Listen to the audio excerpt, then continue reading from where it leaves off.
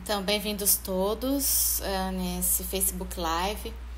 Eu quero dar boas-vindas ao Dr. Danny Lewin. Ele é nosso convidado especial hoje. Eu vou fazer uma apresentação curta, que também já foi publicada no site da Saber Sangha. Então, bem-vindo. Então, o Dr. Danny, ele é psicólogo clínico licenciado, pesquisador de medicina do sono, clínico e psicólogo pediátrico. Ele foi o diretor fundador do programa de medicina comportamental do sono e medicina comportamental pulmonar do Hospital Infantil Nacional e professor associado de pediatria e psiquiatria da Universidade de George Washington, Escola de Medicina. Ele atuou como diretor de medicina clínica do sono no Instituto Nacional de Saúde, o Centro Nacional de Pesquisa de Sono. Além de dirigir programas clínicos de medicina do sono, ele foi diretor de um laboratório de pesquisa do sono financiado pelo Instituto Nacional de Saúde.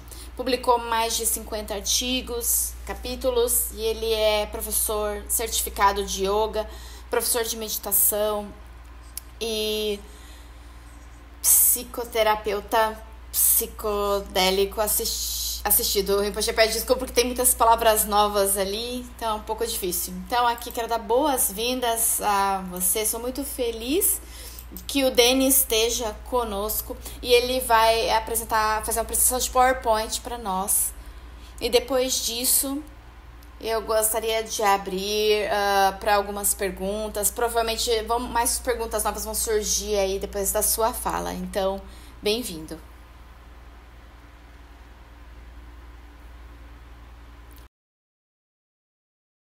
Obrigada, é uma honra estar aqui na sua comunidade. Poxa.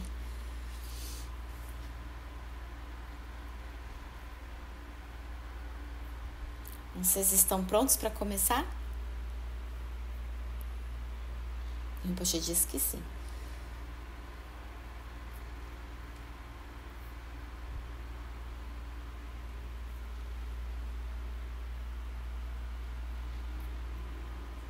Vocês conseguem ver a tela? Sim, nós conseguimos. Ok. Então, cumprimento a todos. Cumprimento o Teseu Rinpoche. É uma grande honra estar aqui, poder falar com a sua comunidade e expandir esse assunto, né, sobre a ciência do sono, a saúde do sono. Eu quero apenas mostrar para vocês esse imenso privilégio que eu tenho, que alguns de nós temos, né, de morar em locais como esse, que ele está mostrando ali, esse local onde eu vivo, esse lugar muito bonito, onde é o local também de muitos animais por milhares de anos. Eu quero que vocês vejam então, né, essa beleza da fauna e da flora ali que nós temos nessa terra, nesse local por muitos anos. Quero expressar minha grande gratidão por isso, por viver nesse local. Então, nos próximos 30 a 40 minutos, eu depois vou achar que são bem-vindas as perguntas que vocês tiverem. Mas nos 30 a 40 minutos eu vou falar um pouco sobre as definições de sono, os estágios de sono, falar sobre a saúde do sono, as funções do sono. E eu quero fazer uma ponte também entre o que nós sabemos sobre a ciência ocidental e a espiritualidade. O que nós descobrimos na ciência do sono nos últimos 50 anos e o que nós estamos descobrindo a respeito disso. Então, pelo menos até um tempo atrás, o sono no Ocidente era considerado algo que a gente podia deixar de lado, não era importante. Mas agora, nas 6, 7 últimas décadas, a gente tem visto as relações do sono com o cérebro, o que as coisas realmente estão acontecendo ali, e associado isso a essas práticas ancestrais. Então, o budismo Burn, tibetano, yoga, sonho do sono tem se relacionado aí. Então, eles têm ajudado a gente entrar nessas diferentes concepções do sono. Então, a primeira coisa, né, dessa definição que eu trago aqui para vocês, esse é o meu filho pequenininho, na foto, há uns anos atrás, 27 anos atrás. Então, o sono é esse estado comportamental reversível de desengajamento de percepção, de não resposta ao ambiente. Também é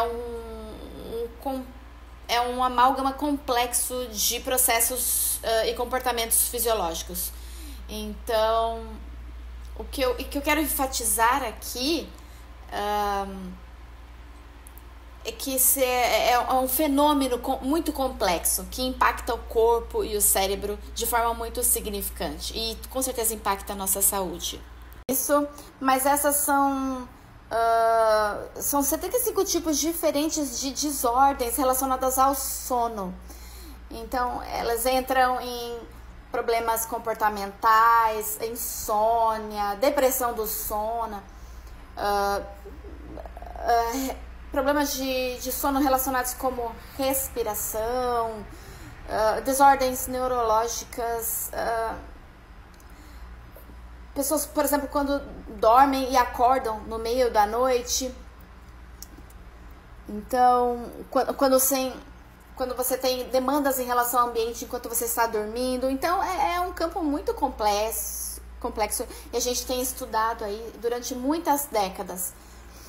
Então, a gente tem algumas medições que a gente faz durante a noite enquanto estamos dormindo. Vocês podem ver aí. É como se fizéssemos um eletroencefalograma no cérebro, e isso representa, isso é apenas um exemplo de como que o cérebro muda em diferentes estágios de sono. Então, aqui no começo, no início, no estágio de quando você está acordado, vocês podem ver essa medição da atividade do cérebro, como ela é.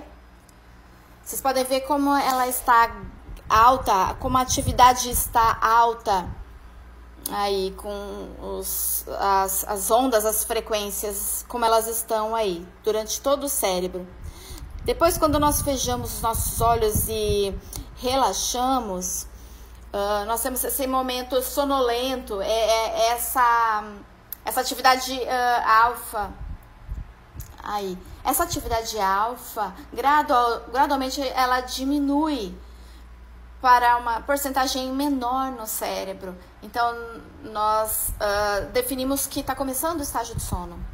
O estágio 1, o primeiro estágio de sono, que é esse primeiro estágio, é que nós chamamos esse momento de REM. Vocês podem ver aqui, nessa média, como que essas ondas θ estão mais lentas e tem algumas ondas que são ainda mais curtas e mais demoradas. Então, depois nós temos o próximo estágio, quando nós começamos a dormir à noite. Se você estiver segurando uma bola, por exemplo, e você derrubar essa bola, você vê que você está relaxando. Você está dormindo, você pode derrubar essa bola. Então, é aquele momento de muito relaxamento. Existe uma explicação do porquê isso acontece. Algumas pessoas têm essa sensação do sono, elas sentem que elas estão tipo caindo, né? Isso tem a ver com essas ondas do cérebro, de diminuição da atividade do cérebro. Então, um dos conceitos novos sobre isso, que a gente tem estudado sobre os últimos 15, 20 anos, é que o sonho, ele ocorre nessa inconsciência periódica durante a noite. Então, isso é uma coisa muito importante que a gente tem estudado, particularmente considerando as relações entre as práticas de yoga do sono e do sonho. Então, a gente pode falar que nós temos uma porcentagem do sono nesse primeiro estágio. No segundo estágio, talvez 15% da noite, nós estaremos nesse estágio. Ele está mostrando ali na tela. Então, tem a consolidação ali de algumas memórias e essas atividades estão caracterizadas por ondas lentas também, e depois elas ficam mais lentas ainda. E aparece o complexo CAI, que é uma função que tem no cérebro. E o estágio final do sono, que é o estágio 3, ele é composto por essas ondas muito lentas, porém grandes ondas. Essas são imagens do que essas ondas causam no cérebro. Então, essa é a fase mais profunda do sono. Não dá para ir também tantos detalhes aqui a respeito disso. E aí nós temos esse estágio REM, que é um estágio transacional. Parece que é como se fosse quando a gente acorda em algum ponto à noite, durante a noite. A gente tem estudado muito sobre isso também. Então, durante a noite, a gente tem esse ciclo do sono. E esse ciclo, ele vai mudando conforme os anos. A gente tem ciclos que a gente pode ir desenvolvendo. Através, aqui vocês podem ver o horário da noite, né, passando pela noite desde as 10 da noite até as 8 da manhã, e depois esses estágios, a distribuição desses estágios durante a noite. Então, vocês, através desse diagrama, vocês conseguem ver que no estágio 3 ali é aquela frequência bem mais profunda do sonho. Então, tem os tempos, a distribuição dos tempos em que a gente está fazendo isso. Vocês podem ver que os ciclos eles vão subindo e diminuindo, subindo e diminuindo. Então, o mais importante é que o estágio mais profundo, ele ocorre na primeira metade da noite. E existem mudanças durante o desenvolvimento do estágio 3 da noite. Não é tão relevante, mas esse estágio de sono ele vai diminuindo a intensidade conforme os anos vão passando. E vocês podem ver aqui, essa parte aqui, que ele está mostrando ali na tela, esse ciclo ele aumenta durante o curso da noite. Então, isso vai acontecendo quando a gente vai tendo um bom sono, vai tendo esses ciclos. E a gente pode perceber as mudanças em relação ao que nós estamos fazendo durante a noite. Então, vocês podem ver que tem esses estágios. Quando tem esses picos de ciclo, existem uns micro momentos onde nós acordamos, despertamos. E aí, depois a gente pode ter alguns momentos de ter um despertar mais longo também.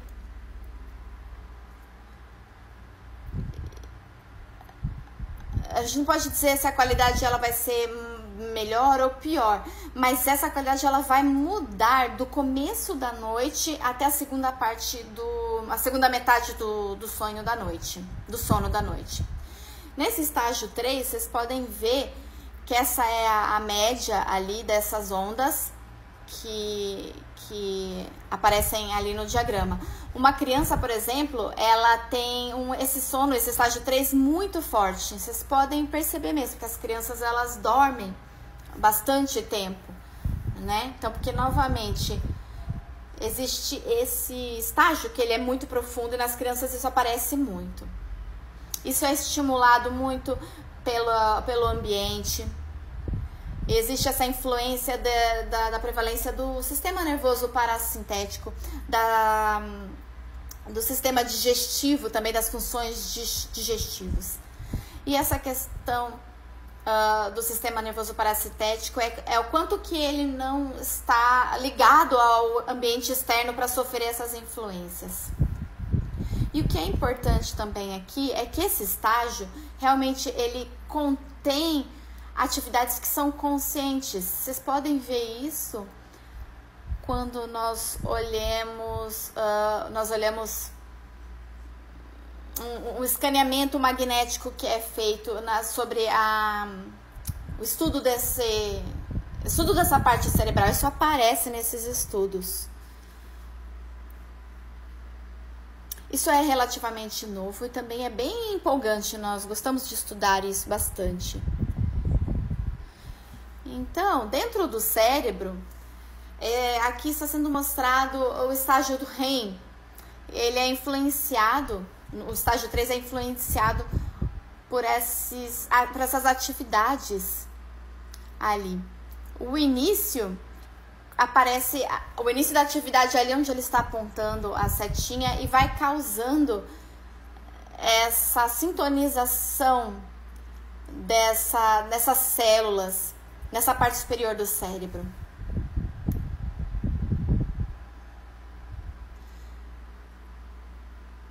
E aí vai atingindo outras áreas do cérebro também ali. E vai atingindo áreas de memórias e de bloqueios de memórias também. Então, é um outro tipo de consciência que parece. Em comparação, aqui com o sono REM, que é desse movimento do olho rápido, vocês podem ver novamente aí. Essa é a média ali das ondas, e vocês podem ver, essa é o exemplo da atividade dos olhos que está sendo colocado ali, mostrando ali. Eles vão para a mesma direção. Essa é uma medição que é feita, né? Se você estiver dormindo, sonhando, os olhos eles se movimentam e existe essa medição ali de como que é esse movimento.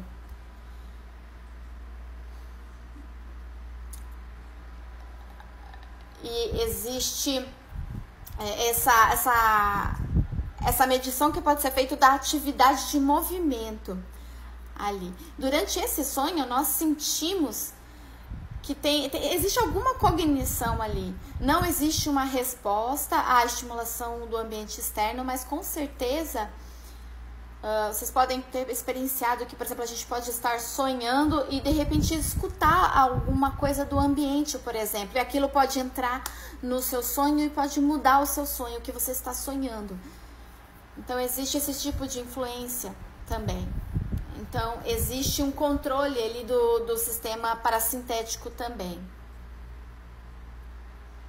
Nós podemos ter estímulos e podemos ter respostas a isso. Por exemplo, nós podemos suar, podemos nos agitar. Pode existir esse tipo de conexão. E existe uma conexão também com o cérebro, com outras partes do corpo também. E pode ser que o cérebro demande em algum momento do sono uma respiração mais profunda. Pode acontecer algum movimento que nos traga ansiedade. Então existe toda essa relação do cérebro com o restante do corpo no sono também.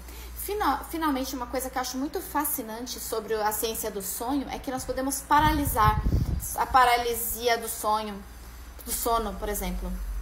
Você pode ver, por exemplo, uma criança se agitando, né, enquanto ela está dormindo. Vocês podem sentir isso, né, às vezes quando você está dormindo, ou um cachorro também tem alguma interferência no sono ali para atividade. E aí, em relação ao sono REM, existe ativação dessas áreas onde ele está mostrando ali uma hiperpolarização que vai acordar o cérebro, e vai haver uma inibição ali dessa área de acordo com a serotonina. Então, nesse estágio de sono, no cérebro, ele vai estar respondendo às emoções e às experiências de emoção, o que estão bem suprimidas. Então, no sono, o sono ele é importante para várias funções ali do REM.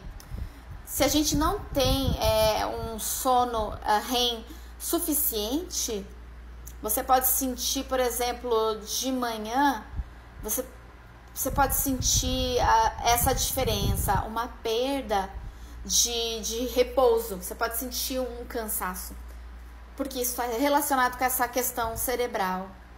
As pessoas, por exemplo, que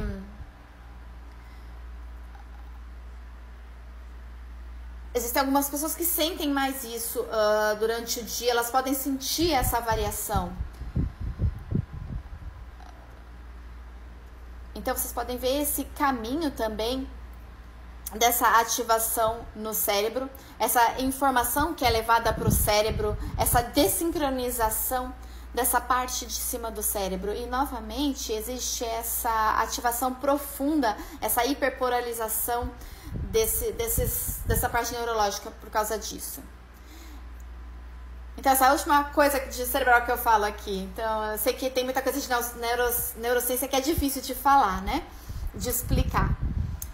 Então, eu sei que nas últimas semanas ou meses vocês falaram um pouco sobre isso. Então, eu gostaria de fazer uma pequena apresentação aqui sobre o campo do sono e da movimentação do sonho no circadiano. Essas funções que aparecem na parte da noite. Então, voltando para os anos 70, esse instituto que ele está mostrando na tela encontrou como se fosse um relógio biológico, né, que vai mostrar como que o corpo se manifesta biologicamente. Ele vai girando conforme de uma maneira individual. Então, existem as diferentes funções nos diferentes momentos do dia, as diferentes horas do dia. Então, vocês podem ver que esse relógio, ele é influenciado não só em relação ao quanto a gente dorme, mas também quando a gente dorme. Então, o quanto a gente dorme e quando a gente dorme vai influenciar esse nosso relógio biológico. Então, tem os pontos aqui também que eu quero compartilhar nessa live. Essa é a relação da direção do nosso sono para os estágios do sono em relação a esse processo circadiano. E os sinais que vão ser enviados para o cérebro. Então, aqui em relação aos diferentes horários do que você está dormindo também. Quando você vai dormir à noite, o nosso estágio do sono ele é baixo, depois ele vai aumentando, até a gente ter esse momento de pico ali de sono.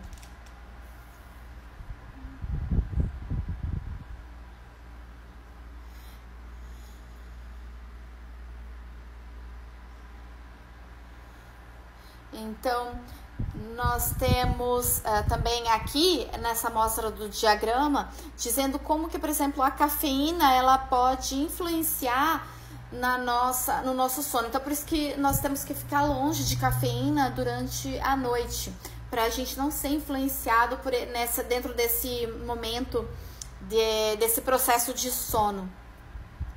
Então, nesse horário, nesse momento de 3 da manhã, onde ele está apontando ali com essa seta amarela, é o momento onde a gente tem a parte do processo circadiano mais baixo. Às 9 da noite, esse processo circadiano ele é o mais alto. Existe uma grande ativação, existem diferentes números para esse processo, né, que acontece esse horário. O nome que ele é dado é como se fosse zona... Como trazer isso? zona de explosão, né? Zona de ápice. Então você tem essa ativação maior ali. É uma área em que você... É um momento em que você ainda tem ativação ali. Esse fenômeno, essa área, ela é regulada por esse processo circadiano. Por isso que tem algumas pessoas que, se estiverem com isso desregulado, elas podem ter dificuldade com esse momento de ir dormir. Algumas pessoas, elas ficam muito acordadas nesse momento também. Pode ter algum desequilíbrio. Existem vários estudos também que falam que a gente tem essa atividade... Muitos estudos falam que a gente tem esse momento, nesse processo circadiano, ele está bem alto, com esses sinais de alerta muito altos. Muitas pessoas hoje, obviamente, elas vivem em locais onde elas não podem ter um processo onde elas podem estar regulando isso externamente. Algumas pessoas simplesmente elas não têm essa oportunidade, então elas não conseguem ir para um estágio onde elas possam estar desativando isso. Então essas é uma das causas da insônia também, esse processo circadiano, esse aumento aí desses sinais de alerta onde ele está mostrando. Então esse processo circadiano ele diminui nesse horário aí de 3 da manhã, e também a temperatura corporal ela diminui nesse horário. Deveria então haver uma convergência nesses dois processos que ele está mostrando ali no diagrama, tanto nesse processo S como esse processo C. Então, novamente, o ponto aqui que nós chamamos aqui, que nessa primeira parte do sono é o primeiro sono, antes das 3 da manhã, e tem esse ponto de mudança de transformação ali, nessa flechinha que ele está mostrando. Algumas pessoas têm um período mais longo para poder ter esse ponto de transformação ali, pode acontecer. Existem alguns estudos que mostram que as pessoas que moram mais próximo da linha do Equador podem ter uma mudança em relação a isso. Algumas pessoas também que acordam mais cedo do que 6 da manhã. Algumas pessoas elas têm uma habilidade maior de fazer algumas coisas do que em relação aos dias.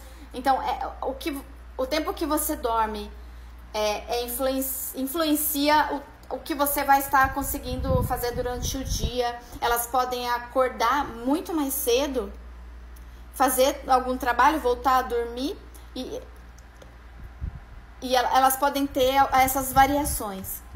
Então, novamente, nós temos, na verdade, muita flexibilidade como seres humanos. Então, algumas pessoas que acordam muito mais cedo, elas podem afetar essa zona ali de transformação e podem, culturalmente, tem essas variações também. Algumas culturas, algumas regiões acordam muito mais cedo e outras não.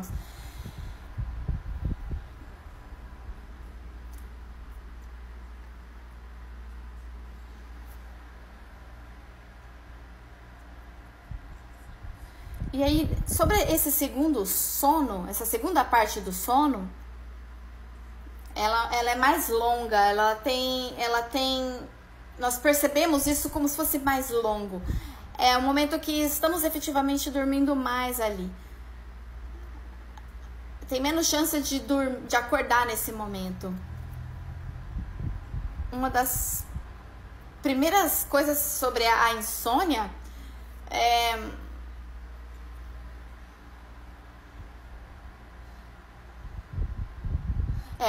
uma das questões sobre a questão da insônia é que se você acorda no meio da madrugada, provavelmente houve algum distúrbio nesse ponto de transformação. Então, nesse segundo sono, algumas pessoas percebem ali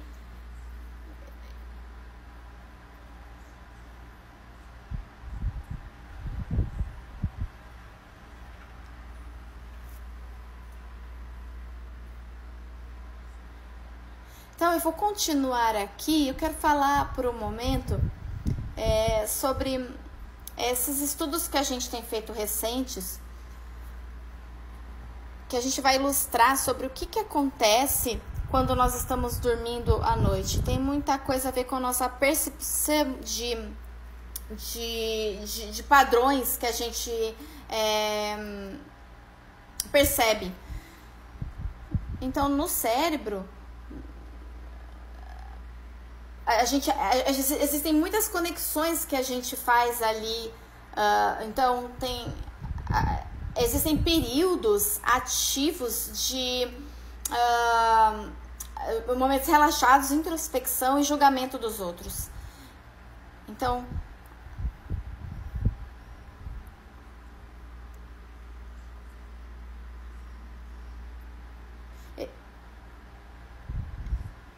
durante o sono, isso vai... Durante, por exemplo, um momento de meditação profunda que você faz, você sente que a mente, ela diminui a atividade cerebral. Então, existe uma influência dos processos que podem acontecer ali.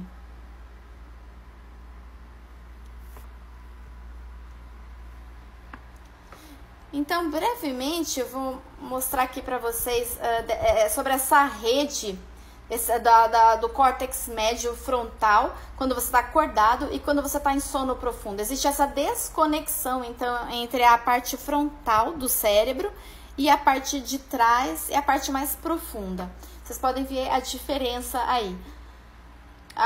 De expressão de pensamentos, de perceber experiências, de atividades durante o sono. Existe essa desconexão. Isso mostra a conectividade, os padrões de desconectividade que acontece ali, os padrões. Não sou um neurocientista, mas consigo mostrar para vocês aqui essa rede mudando durante a noite. Então, aqui é o sono claro, não REM. Vocês podem ver todas essas conexões que estão aqui, essa conexão clara.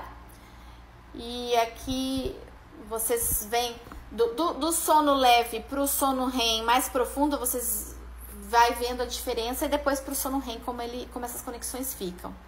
Ok. Então, eu vou falar um pouco agora sobre algumas das importâncias clínicas do sono. E se vocês tiverem perguntas, Tenzin Wangyal Rinpoche, não hesite em me perguntar. Então, durante o sono, existem algumas funções aí, que seria a reparação e a regeneração do corpo. De forma interessantemente, existe a função das fases do sono e do circadiano. Tudo isso tem funções diferentes, existem fatores ali. Então, o sono profundo ele contribui para alguns fatores, para algumas funções, e por aí vai. Cada um contribui para algum tipo de função. Então, existe estudos que a gente faz sobre a regeneração que é feita através do sono. É como se houvesse uma limpeza do cérebro. Como se o cérebro limpasse as células mortas, fizesse novas conexões entre as células. É como se fosse uma limpeza mesmo do cérebro. E há uma associação grande entre várias doenças e sono insuficiente por causa disso, porque você quando você não dorme bem, você não consegue limpar o cérebro. Então, existe também no sono uma consolidação da memória. Existe uma pesquisa que fala sobre que fala sobre essa consolidação entre as diferentes fases do sono também. No meio da noite, se você acorda, você às vezes sente que tem uma consolidação de alguma coisa, você se lembra de alguma coisa, você tem uma consolidação de aprendizado de memória dentro do sono, que às vezes você pode acordar no meio da noite, tendo conseguido, por exemplo, resolver um problema. E aí aquilo surge. Se você passa por isso, significa que você estava passando por uma atividade cerebral forte durante a noite. Essa consolidação pode ocorrer à noite. Existe essa consolidação da memória que está relacionada com essa função, que é uma função subjacente do cérebro aí, durante o sono. Então, novamente, essa é uma pesquisa que é muito importante que está acontecendo agora também dentro desse campo. Então, também em relação às funções metabólicas e calibração da imunidade também é importante. A responsividade em relação às vacinas também, ela tem relação com essa questão do sono. Para o metabolismo, ele depende de algumas coisas que acontecem, de algumas mudanças que acontecem durante o sono. Essa calibração dos cérebros, das células cerebrais neurológicas também. Quimicamente, elas têm muitos estímulos, ali existe muita atividade eletroquímica acontecendo, então elas precisam ser calibradas, essas atividades precisam ser calibradas, elas são calibradas de noite, durante o sono. Então, há algumas dicas para dormir, então. Novamente, eu quero reconhecer o Tenzin Wangyal Rinpoche por ele estar sempre falando sobre a saúde do sono e como atingir esse nível ótimo de sono também. Então, se eu estiver faltando algo, eu quero que vocês daí falem também. Então, durante muitos anos, a gente tem estudado e vemos a importância de termos um bom sono. O que nós fazemos é ter uma rotina de preparação do sono, o que precisamos fazer, como se fosse um ritual, se engajar durante a noite num ritual, uma preparação para entrar nesse período da nossa vida que é o sono, que a gente faz todos os dias, né? Todas as noites nós dormimos. Então, assim, transformar o quarto num espaço santo, santificado, sacralizado para você mesmo, um espaço que seja assim. No yoga do sonho e do sono, eu sei que tem muito mais preparação, existem instruções mesmo para a gente fazer isso. O horário que a gente vai para o sono também é muito importante. Eu tenho estudado, né, trabalhado com crianças por muitas décadas e eu sei que essa é uma questão muito delicada para as crianças. Quando uma criança separa a experiência dela, dos pais dela, por exemplo, quando ela tem que dormir sozinha à noite, né? Existe esse impacto na criança, então esse impacto ele está presente e ele vai influenciar também nesse desenvolvimento do sono. E a gente sabe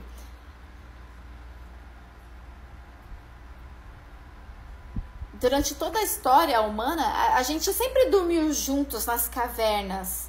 Muitas culturas, eles têm quartos, né, de homens, de mulheres. Então, tem essa relação histórica, né, de nós como seres humanos que a gente...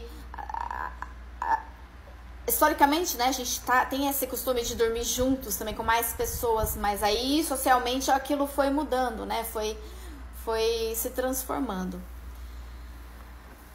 Então, algumas pessoas realmente precisam de um tempo também regular de sono. Algumas pessoas precisam de 8, outras precisam de 9 horas. Então, esse tempo de sono também é muito importante. Algumas pessoas sentem que se sentem bem dormindo 6 a 7 horas. Então, existe essa base que está associada... existe essa relação do tempo que você vai dormir com a saúde também. Esse tempo de dormir é importante. É um fator do circadiano.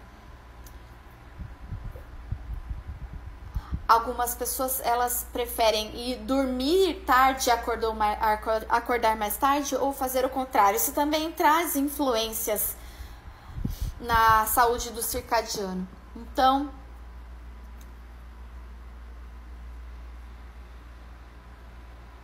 existe essa regulação também da dieta e do café, não comer comidas pesadas, refeições pesadas na hora de dormir. Não sei como que é em relação a outros países, mas nos Estados Unidos a gente tem alguns hábitos, né? Mas o interessante seria comer refeições leves antes de dormir, ou não comer.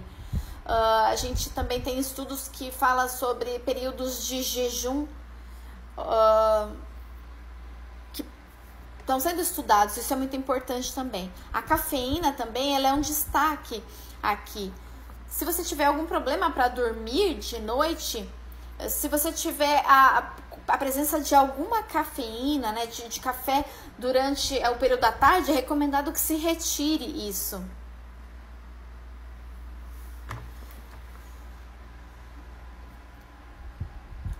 Eu sempre tenho conversado, discutido a respeito disso, porque isso realmente influencia o cérebro. Ele ativa o cérebro, bloqueia algumas áreas ali, e é como se a cafeína bloqueasse as células, né, que vão fazer esse processo do sono. Essa questão da luz e das mídias eletrônicas também atingem a qualidade do sono também. Essa cor azul do celular é algo que prejudica também. O ambiente do sono também é importante. E existe todo cientificamente falando, um estudo sobre isso também. Você tentar também limpar a mente, o cérebro das preocupações do restante do dia também é importante. Trazer uma intenção para o seu sono, isso é muito importante. Se você quiser atingir um bom sono, você deveria daí focar nisso também, né? Estabelecer essa intenção. Então, algumas descobertas que eu considero que são relevantes e interessantes,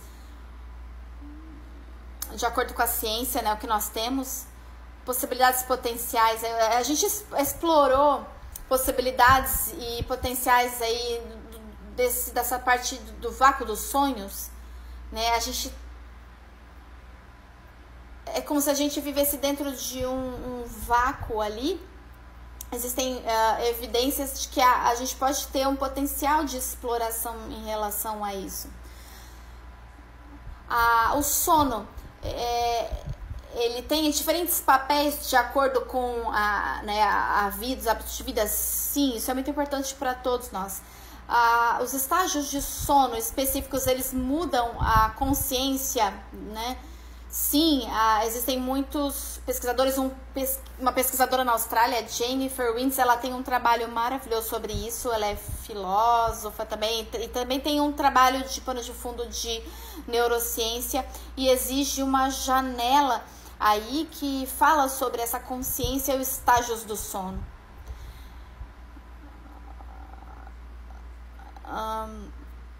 Existe também regiões do cérebro durante, né, do sono, que durante assim, a relação, né, entre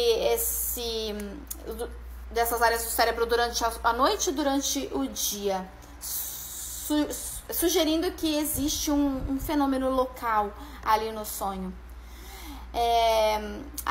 A questão também sobre a plasticidade neural, que ela é facilitada pelo sono. Existe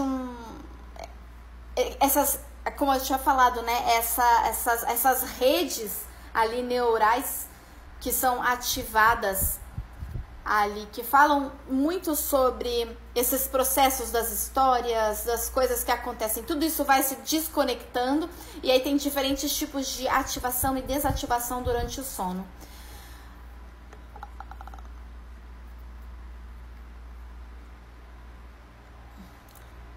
Por exemplo, sonhos intensos quando a gente está dormindo. Algumas pessoas têm muitos ou não, outras não. Então, isso é um tipo de coisa interessante para a gente entender essa consciência que surge durante o sono. Então, aqui também tem uma discussão que eu fiz aqui para a gente ter algumas comparações entre o budismo tibetano, as práticas tibetanas de yoga do sonho e sono e a ciência ocidental.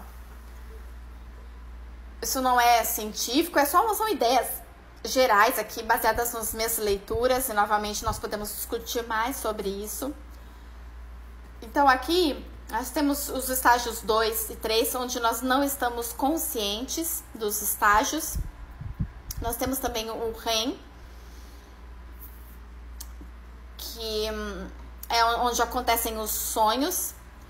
Depois não tem uma relação dali do que os budistas tibetanos falam de sono de clara luz com o que nós pesquisamos. Existe uma lacuna aqui. E nós temos também os estudos dessa parte transacional aqui, sonambulismo, sonhos durante o dia, distração da mente. Então, existem aquelas comparações ali. E aqui tem algumas perguntas aqui que eu acho também importante apresentar para vocês. A ciência, ela pode fazer uma parceria.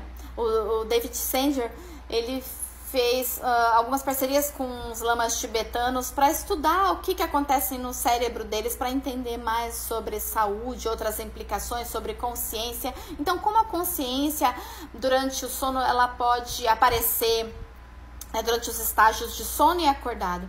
Como que a lucidez durante o sono e sonho, os estados de sonho e sono podem informar sobre a nossa consciência.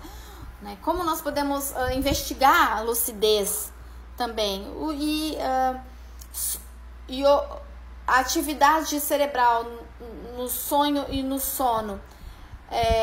Como que ela aparece nos praticantes que fazem essa prática há muito tempo? Como que isso aparece no cérebro deles? Então, eu quero também apresentar o meu filho. Essa fotinha do meu filho, ele não quis mostrar o rostinho na foto, mas eu sempre estou apresentando ele nas minhas apresentações. Então eu quero agradecer pela atenção. Tem alguém que está agradecendo também. Foi maravilhoso. Eu vou ter que assistir de novo para poder conseguir entender tudo. Tem algumas perguntas aqui que provavelmente podem estar surgindo, mas talvez uma pergunta simples, que pode ser depois que a gente veja alguma coisa mais complicada, mas uma pergunta simples agora é assim: você está acordado, daí você fica sonolento, daí você vai para aqueles estágios do sono. Então tem esses diferentes estágios, como você explicou. Existem esses ciclos de 90 minutos. Primeira parte do sono, primeira metade do sono. Depois tem a segunda parte, segunda metade tem mais ali o sono REM, que você dorme mais profundo, dorme mais pesado, mais profundo. E aí, então as pessoas, como você estava falando, ocorreu toda essa evolução. E agora, atualmente, a humanidade, ela vive nesse momento, como nós trabalhamos e temos toda essa estimulação e tal. E sobre essas pessoas, sobre essa questão do sono profundo, essas pessoas que têm que transformar o sono, essas pessoas que têm problema de sono. Existem estudos múltiplos que falam que essas pessoas que elas têm tipo esses turnos, né, fazem escala delas, trabalham durante a noite e dia sim, dia não, né? Então ocorreu uma pesquisa com 10.000 enfermeiras para poder estudar isso, onde você percebe que você tem mais chances dessas pessoas terem câncer, delas terem problemas de saúde. Isso foi esse fenômeno, né, de mudança de sono abrupto tem sido estudado e existem chances de ter mais desenvolvimento de células cancerígenas, por exemplo. Isso é estudado. Então, sobre o nosso sono, eu também acho que a sua pergunta é sobre isso. Quando nós mudamos o nosso sono, por exemplo, se você viaja da Califórnia para a Alemanha, por exemplo, o seu tempo de sono, ele vai gradualmente mudando. Então, você tem uma certa flexibilidade ali, né, para se adaptar em relação à mudança de tempo. Mas existe essa função que vai mudando. Então, pode ocorrer essa adaptação. E existem estudos de privação de sono que mostram que essa privação de sono pode tornar as pessoas doentes. Se você tem privação de sono por mais de 2 semanas, você pode causar até mesmo a morte da pessoa. Se você também tentar, por exemplo, suprimir algumas partes do sono, pode ocorrer aparecimento de sonhos durante o dia. Isso pode ser porque o cérebro ele tenta se adaptar às coisas. Aí o Rinpoche está interrompendo.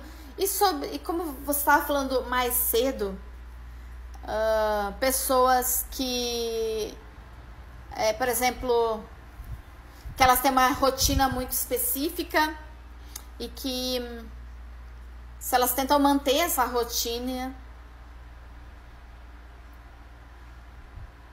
elas têm um ritmo, né? Você acha que elas podem ter questões com sono? Elas podem ter, por algumas razões. Eles dizem assim, não pessoas que têm já normalmente essa mudança de ritmo de sono, mas algumas pessoas que normalmente, que às vezes podem ter alguma mudança de sono. Pode ocorrer problemas por ter irregularidade do sono.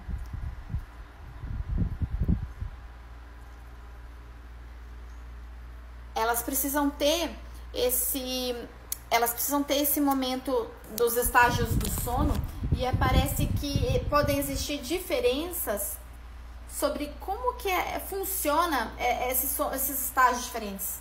Por exemplo, se você imaginar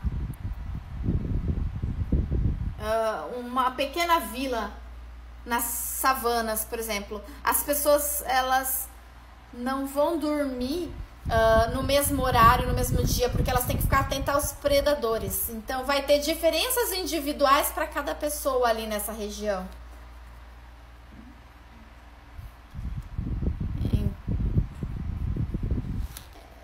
Aí o Rinpoche está dando um exemplo ali, que é como se... tem um estudo, né, de cérebro de alguns pássaros que uma parte do cérebro fica dormindo, a outra parte do cérebro fica acordada para também justamente prestar atenção nos predadores e tal. Então, na tradição tibetana, existe o yoga do sonho e do sono, essas duas coisas que estão relacionadas ali com REM, sono REM e tal. Então, mas você falou também sobre como se tivesse 4 estágios, né? Porque na meditação nós visualizamos um padrão que nós falamos de 4 esferas de luz no coração. E nesse momento do yoga, né, que nós fazemos, nós lentamente, quando nós vamos nos aprofundando nisso, basicamente, quando você começa a dormir, entrar no sono, você tenta manter algum nível de consciência na nossa prática. Então, você está desperto, vai se aprofundando no sono, mas você tenta manter ali um nível. Existem específicos nomes para isso na nossa prática, mas a ideia da nossa prática é essa capacidade de tentar manter algum grau de consciência. Enquanto que no Ocidente existe um senso profundo de que basicamente existe consciência ali para vocês. Aí o Danny diz, sim, existe evidência que existem alguns níveis ali. Existe a manutenção de atividade mental ali durante o sono profundo para a ciência ocidental. Existe sim. Existem algumas discordâncias semânticas sobre isso, mas existe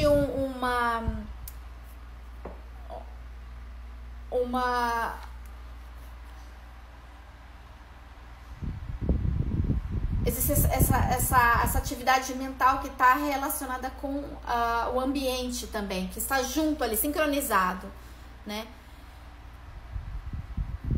E existe toda essa atividade à noite e a consciência também está ali sincronizada. Então, existe essa atividade consciente definitivamente ocorre.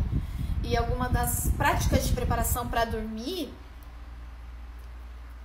na sua tradição, elas são muito importantes para maximizar e otimizar algumas jornadas de atividade mental, especialmente no estágio 3 do sono.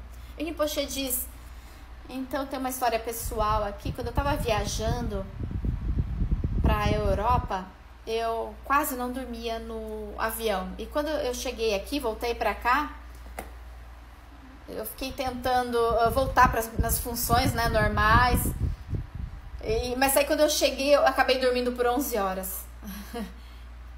Eu fiquei quase parecendo como se tivesse morrido, né?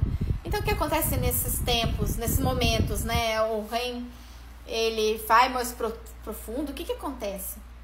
Então, sim, isso acontece. O cérebro, ele é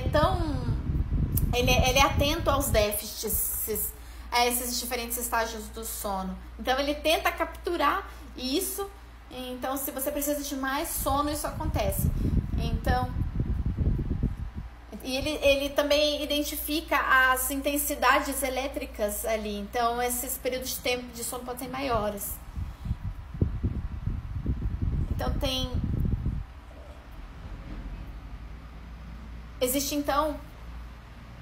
existe essa sensação de um sono como se você estivesse morto, né? Por causa dessa privação. E em relação a essas diferenças, por exemplo, de horários, né? Então, é muito interessante o Tenzin Wangyal Rinpoche dizendo.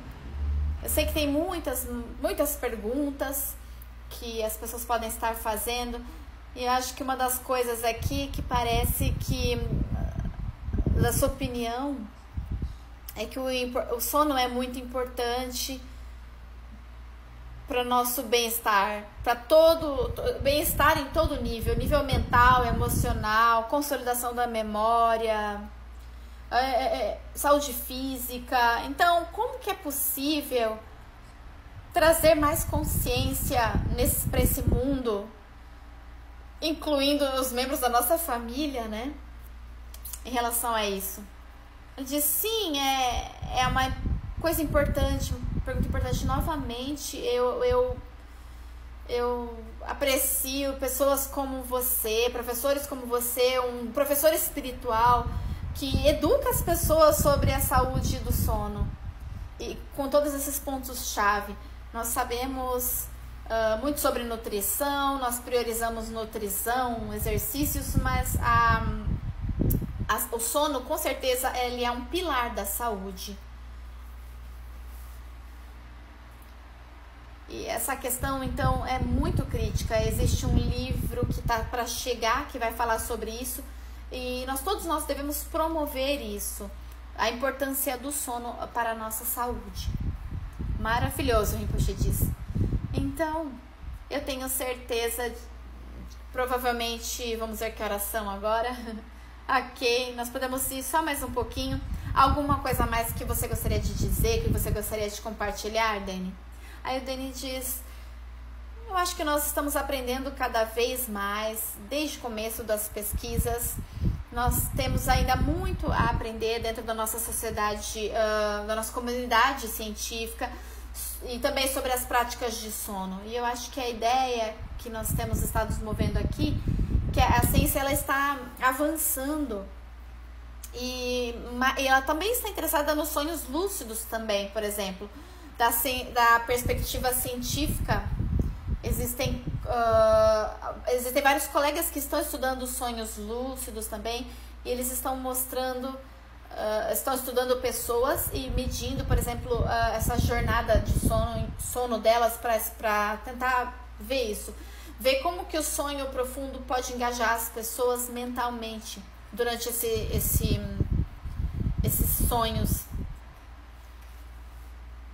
Como também maximizar a memória, a fazer estimulações de sensações também olfativas durante o sono, como que isso ocorre.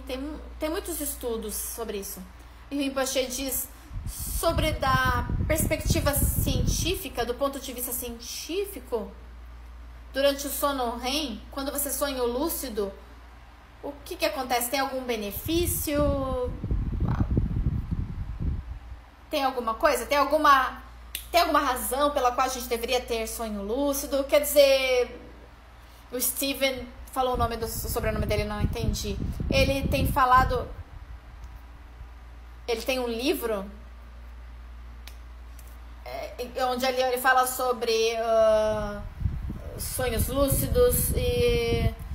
uma pessoa que não anda e ela tem um sonho lúcido que ela tá andando e isso ajuda na cura dela. Então, por exemplo, pessoas que têm medo de falar em público e aí elas praticam isso no sonho lúcido, e isso ajuda elas a superar o medo desses medos. Então, tem alguma coisa mais sobre do ponto de vista da neurociência, a respeito de sonhos lúcidos? E o Dani diz, sim, isso é bem importante e é um campo novo para nós. Eu não sei, é uma grande pergunta e a gente precisa fazer mais testes. Como que o sonho lúcido impacta? A gente precisa testar mais. O quanto que a gente ficar explorando isso mais vai nos ajudar, né? Então, existe uma jornada toda para a gente fazer. Como que nós vamos... A gente precisa aprender a se engajar, né, nesse tipo de yoga.